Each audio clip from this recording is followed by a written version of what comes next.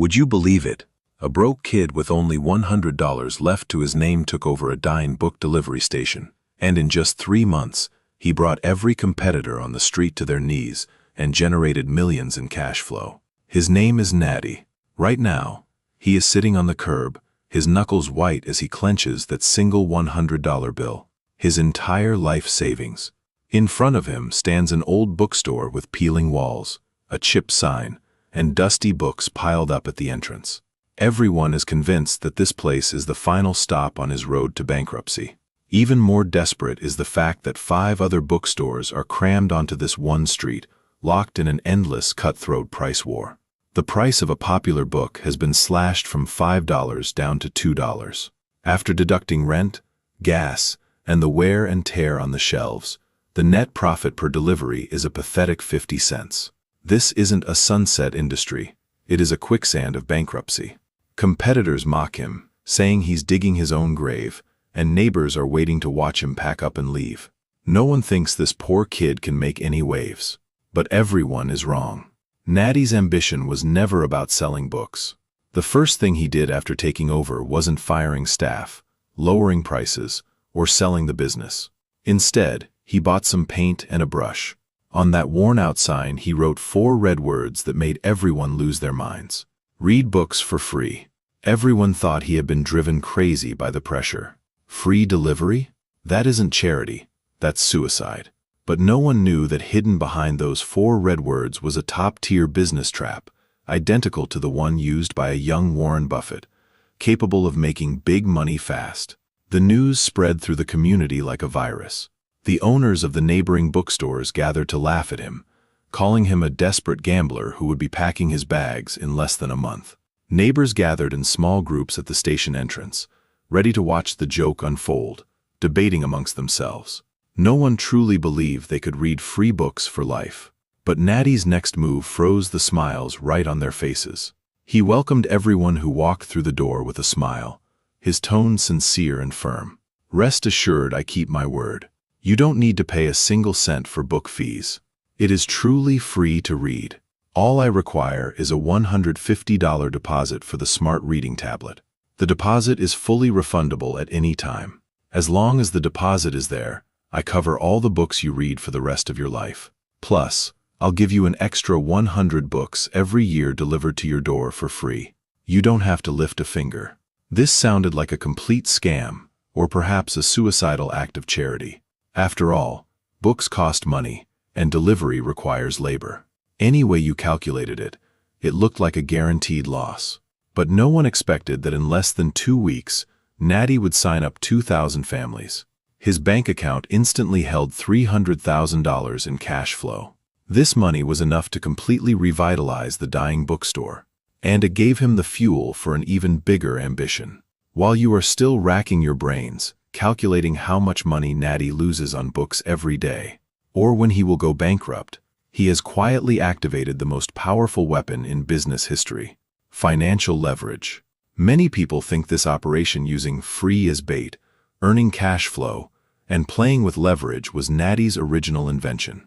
But in fact, decades ago, someone played the exact same trick, only harder and sharper. That person was the man later hailed as the Oracle of Omaha, Warren Buffett. And at the time, he was just a 17-year-old boy. It was the mid-1940s. The 17-year-old Buffett was different from all his peers. Other teenagers were either busy studying or squeezing in time to work at fast food joints for meager hourly wages, counting pennies for pocket money. But Buffett had no interest in relying on his own hands for repetitive labor to make money. In his bones, he believed that trading time for money was the stupidest way to live. He was looking for a way to make money beget money. By chance, he set his sights on a used pinball machine worth $25. In those days, $25 was not a small sum. It was equivalent to several days' wages for an average worker. Buffett didn't hesitate. He took the allowance he had saved for a long time and bought the machine. But he didn't take it home to play, nor did he set up a stall on the street. Instead, he made a decision that surprised everyone. He went to the busiest barbershop in the city to negotiate a nothing-down deal. He scouted the barbershop for a full day beforehand, counting the number of customers and calculating the average wait time. A full 30 minutes. Once he understood the situation, he gathered his courage and approached the owner. His tone was steady, neither humble nor arrogant. "Boss, I've been watching all day. Your customers have to wait half an hour in line. During that half hour, they have nothing to do. They're bored. Sometimes they even give up and leave. I have a pinball machine. I'll put it here for free. I won't charge you a cent of rent, and you don't need to maintain it. For every penny your customers spend playing the game, we split it 50-50. You don't have to pay anything. Just give me a power outlet and let the machine run." The barber's eyes lit up. He did the math in his head. He didn't have to pay a dime, didn't have to bear any risk, and he could earn extra income while keeping customers occupied. It was like picking up money for free. So the barber agreed on the spot. Buffett didn't slack off. That very night he made a special trip to the barber shop to check on the machine and collect the money. When he opened the coin box, even he was a little surprised. It was packed full of coins. A solid $4. You have to realize, $4 was equivalent to a full day's earnings for a teenager working a job back then. And this was earned without lifting a finger while he was sleeping or studying. Please pay attention to this next detail. This is the watershed moment that separates the rich from the poor. Most 17-year-olds, upon getting that $4, would immediately go buy a burger or see a movie to reward themselves. But Buffett didn't touch a cent. He carefully collected all the coins, sat on the steps, and seriously did the math. One machine earns $4 a night. That's $28 a week.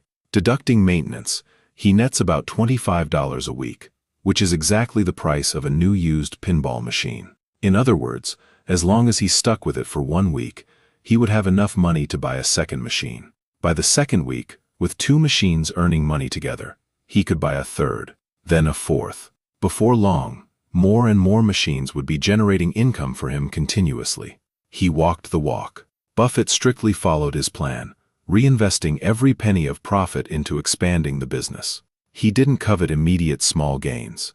He kept buying new machines and replicating the first model, negotiating with busy barber shops in every district of the city. In just 3 short months, Buffett controlled the waiting areas of barber shops all over Washington, D.C.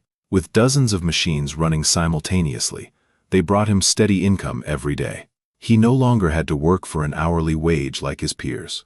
Once, chatting with his best friend Don Danley, he said a sentence that perfectly interpreted his wealth mindset. "I don't need to make money myself. I just need to let the people getting haircuts make money for me while they are bored." Seeing this, you should understand. This is the logic Natty is perfectly replicating. That $300,000 deposit is not his revenue. It is his pinball machine. Those families reading free books are not his customers. They are the people getting haircuts making money for him. And the cash flow he earned using free books as bait is the leverage he uses to pry open a larger business map. He took that $300,000 and didn't buy a luxury car. Instead, he went straight to the city's largest book production factory. At the time, that factory was on the verge of bankruptcy. Natty didn't beat around the bush. He slammed the $300,000 on the director's desk. "I want to use this money to pre-purchase your production capacity for the next 10 years. The condition is that the price must be half the market price, and I want to own 30% of your factory's shares." The director gritted his teeth and signed. Natty, with just $300,000, took control of the core supply chain. Now let's pull the perspective back to that free bookshop mocked by competitors. Originally, the comprehensive cost for Natty to deliver a book, including the binding, paper, and transport, was $1.50. But after he took control of the factory, because he was both a shareholder and a bulk pre-purchaser, he got the lowest internal prices. His cost per book dropped directly to a shocking 30 cents. This cost was almost negligible. And for those 2,000 families, Natty didn't need to use his own money to cover the costs. He only needed to take that $300,000 deposit and put it into simple financial management. The interest generated was enough to cover all delivery costs with money left over. What does this mean? It means, through the bait of free books, Natty not only didn't lose money, but he also obtained a huge interest-free long-term loan, the $300,000 deposit. More importantly, he used this money to complete his control over the means of production. completely breaking out of the underlying logic of selling books to earn the price difference. He was no longer a bookstore boss working hard for meager profits. He had become an invisible capitalist, making money by controlling the supply chain and operating cash flow. The logic gets even scarier. Because of that $150 deposit and the promise of lifetime free books, these 2,000 families were locked tight into Natty's ecosystem. They wouldn't easily ask for a refund because refunding meant they could no longer read free books. They wouldn't choose other bookstores because no condition was more attractive than free. When these families needed specialty prints or high-end editions, they had to go to Natty. When they needed home tutoring or educational services, Natty's delivery guys would casually hand over a coupon guiding their consumption. Natty, just like that, easily mastered the right of entry to these 2,000 homes. In the business world, there is an iron law. Whoever can enter the customer's doorstep, whoever can lock in the customer's long-term needs, owns absolute pricing power and can earn a steady stream of money. This is why you often see those top giant companies willing to lose billions to seize the traffic entry point. Uber subsidizing drivers, food delivery apps subsidizing merchants. What they want is never the product profit. What they want is your deposit, your time, your attention, and total dominance over your consumption habits.